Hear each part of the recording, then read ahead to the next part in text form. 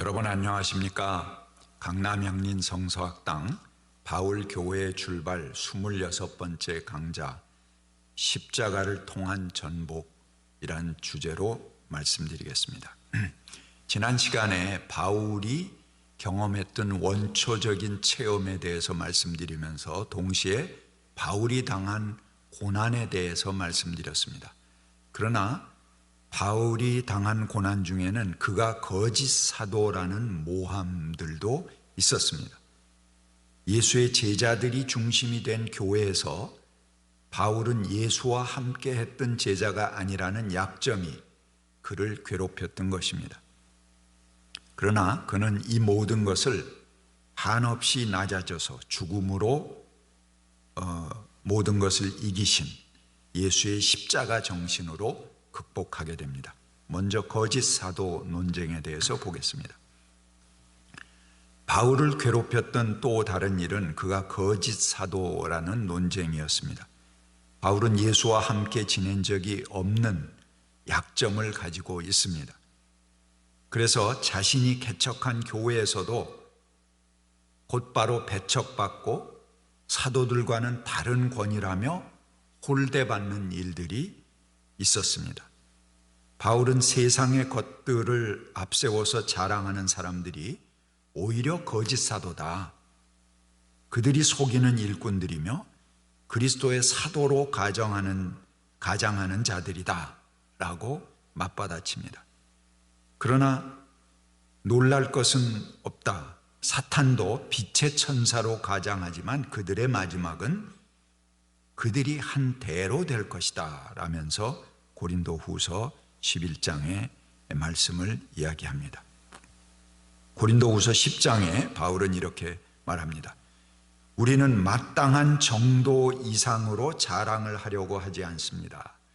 우리가 여러분에게로 가서 선교한 것도 하나님께서 우리에게 정하여 주신 한계 안에서 된 일입니다. 그는 자신의 사도적 권위에 대해서 그 누구로부터 권위를 인정받은 것이 아니다 라고 말합니다. 그는 직접 예수님에게서 받았다 하는 것을 강조합니다. 갈라디아서 1장 1절에 그는 이렇게 말합니다.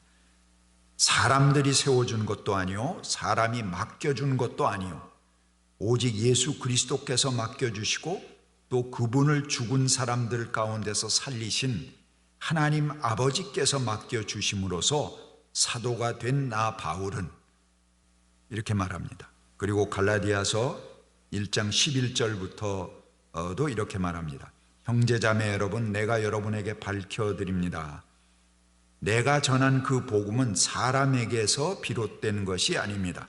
그 복음은 내가 사람에게서 받은 것도 아니요 배운 것도 아니요 예수 그리스도께서 나타나심으로 받은 것입니다.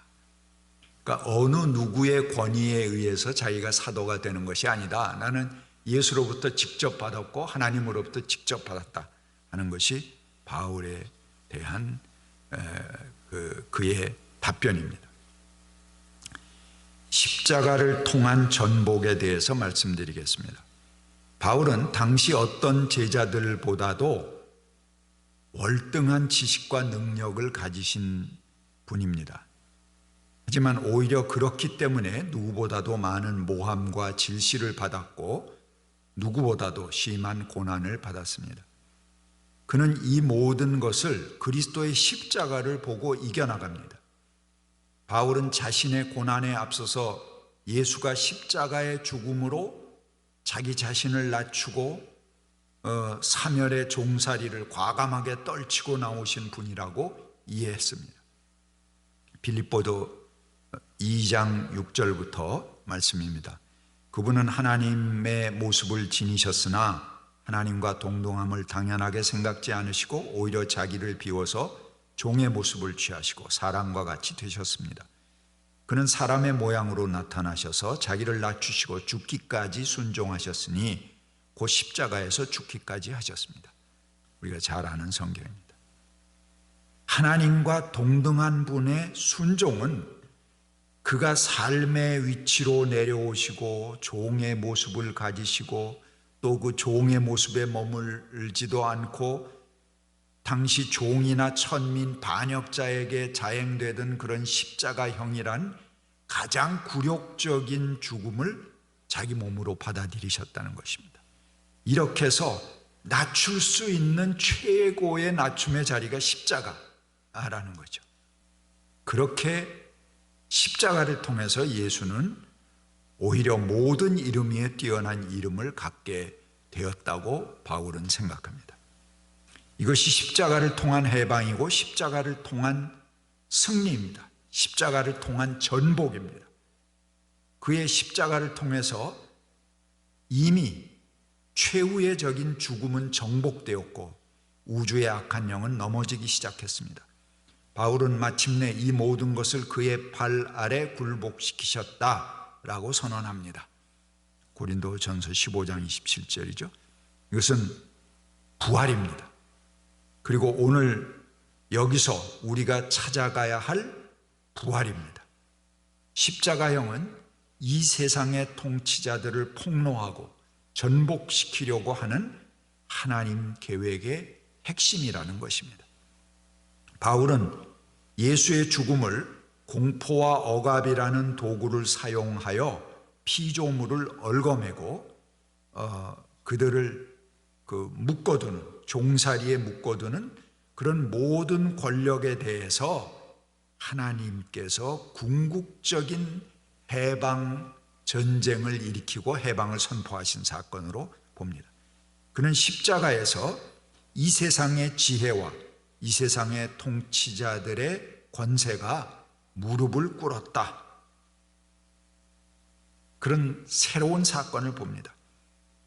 그래서 하나님께서는 그들을 장차 멸망할 자들로 폭로하고 드러내신 사건이 바로 십자가라고 이해합니다. 그래서 십자가와의 연대를 중요하게 생각합니다. 이런 승리의 십자가는 십자가와는 역사적 거리감이 있는 오늘 우리들이 기독인이 되고 세례 입문의식을 통해 그 사건을 통해서 우리에게 다가오게 된다는 것입니다. 그래서 십자가는 우리를 그 사건과 연대시켜주는 하나의 또한 연대의 틀이기도 합니다. 역사적 십자가는 이미 지나간 과거이지만 그에게 기독인의 세례의식은 십자가와 우리를 합하게 만드는 의식입니다. 로마서 6장 3절에 이렇게 말합니다. 여러분은 그리스도 예수와 연합하는 세례를 받은 우리 모두가 그분의 죽으심과 연합하는 세례를 받음으로써 그분과 함께 묻혔습니다. 우리가 묻힌 건 아니죠. 그렇지만 십자가를 통해서 우린 예수의 무덤에 같이 참여하게 됐다는 것이죠. 세례는 그리스도와 연합하는 것, 특별히 그의 십자가에 함께 참여하고 함께 죽고 함께 묻히는 것을 의미합니다. 바울은 자신과 예수의 십자가를 일치시킵니다. 우리는 언제나 예수의 죽임당하심을 우리 몸에 짊어지고 다닙니다. 고린도후서 4장 10절에 그렇게 고백합니다. 십자가 없이는 새로움이 없습니다. 우리의 모든 희망이 막을 내리는 철저한 절망과 죽음의 십자가 없이는 새 것이 없습니다. 우리가 죽지 않아도 우리에게 남아있는 어떤 가능성이 우리를 새롭게 하리라는 믿음은 이제 접어야 합니다. 우리들의 가능성이 거꾸러지지 않고도 새 것이 가능하다면 예수는 십자가에서 내려왔어야 할 것입니다. 죽지 않아도 되는 거죠. 그러나 예수는 꼼짝 못하고 십자가에서 돌아가셨습니다. 철저한 죽음, 그것만이 부활을 가능하게 한다는 것입니다. 그렇기 때문에 그의 부활에 참여하여 날마다 죽으면서 사는 삶을 바울은 우리에게 강조합니다. 그 다음에 십자가의 증인된 삶에 대해서 말씀드리겠습니다. 우리가 증인이 된다는 것은 십자가 사건의 증인이 되는 것입니다. 사도행전 10장 39절의 말씀입니다. 이것이 뭐 어떤 교리나 구원받는 어떤 공식, 당신 믿습니까? 뭐 영접합니까? 그걸 얘기하는 게 아닙니다. 십자가 사건을 증언하는 것입니다. 근데 십자가 사건을 어떻게 증언하느냐? 말로 증언하고 교리를 낭송함으로써 증언하는 게 아닙니다. 바울은 그 십자가의 증언을 사건으로 이해했습니다. 거기에 어떤 이론을 추출하기 위한 것이 아니라 그 사건 속에 자기 자신을 던지는 것입니다. 자기 자신을 대입해서 그렇게 참여하고 그렇게 살아가기 위해서 십자가만을 알기로 한 것입니다. 그것은 마치 호세아가 하나님을 아는 지식을 외쳤는데, 이 하나님을 아는 지식이라는 것이 이제 다트 엘로힘이라고 합니다. 여기서 다트라는 것은 안다, 야다 하는 동사가 원형이 됩니다. 근데 히브리어의 이 야다라는 동사는 안다고 하는 것은 단지 머리로 아는 것을 말하는 것이 아닙니다.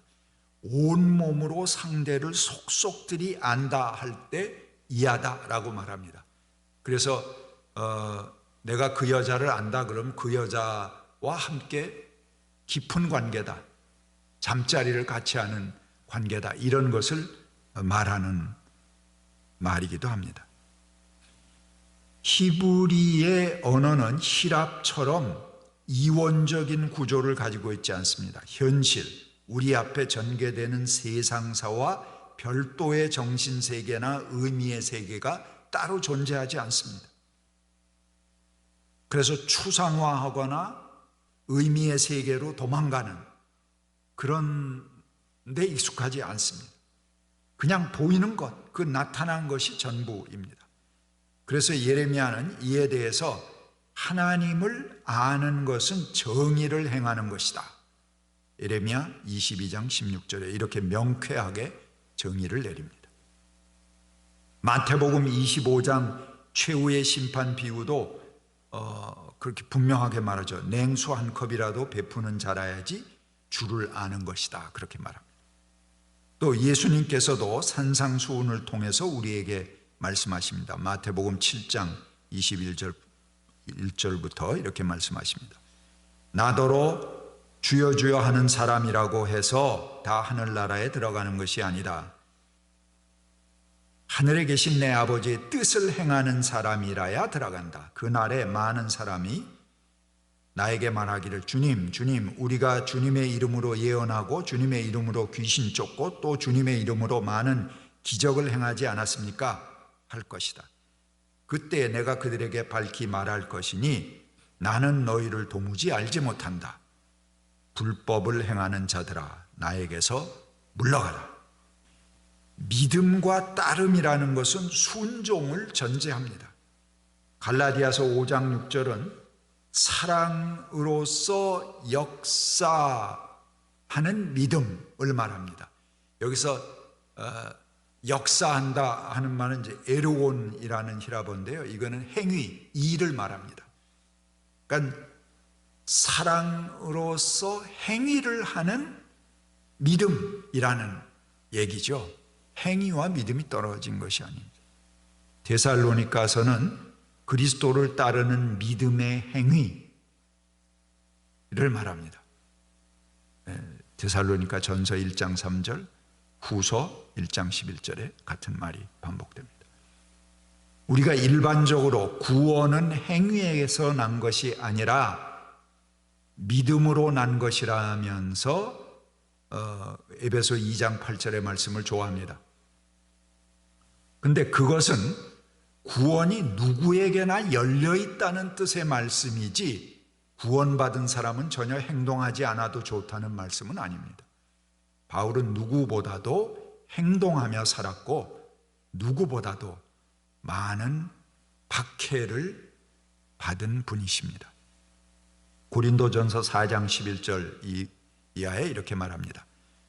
우리는 오늘 바로 이 시각까지도 줄이고 목마르고 헐벗고 얻어맞고 정처 없이 떠돌아다닙니다.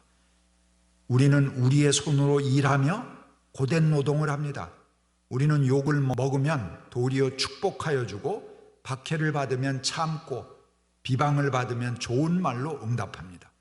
우리는 이 세상 쓰레기처럼 되고 이제까지 만민의 찌꺼기처럼 되었습니다.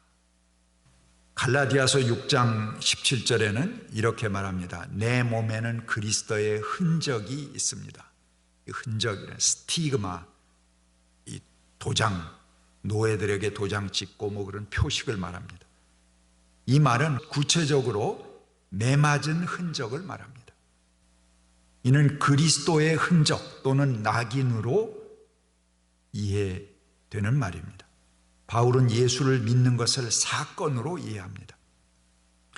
사건은 우리의 일상에서 나타나는 수평적인 것에 일상의 사건이 수평적인 것이다 그러면 거기에 파고 들어오는 어떤 수직적인 종교적 체험, 거룩한 체험, 지난 시간에 말씀드렸던 누미노제의 체험을 넘어서는 지성소 체험을 말합니다.